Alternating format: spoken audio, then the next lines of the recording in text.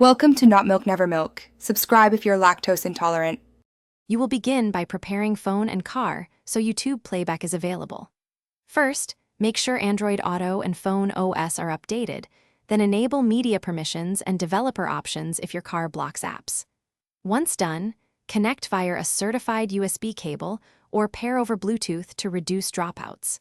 Now open the phone's YouTube or a compatible streaming app and keep the phone unlocked. This allows the car interface to detect media and hand off controls to Android Auto.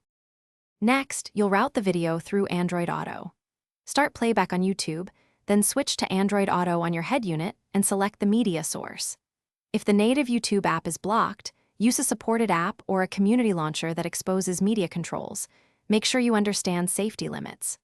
Also, confirm audio output is set to car Bluetooth or USB in both phone and head unit settings so sound comes from the speakers. Practice once to remember the exact menu steps. To finish, secure playback control and minimize distractions. Map play/pause to steering buttons and set volume limits if available.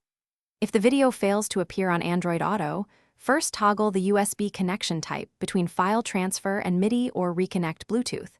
These quick changes often force a rescan. Make sure media permissions remain granted, and if detection still fails, restart the phone and head unit. That single restart resolves most issues. If not, Thanks for watching. If this was helpful, leave a like and consider subscribing. See you next time.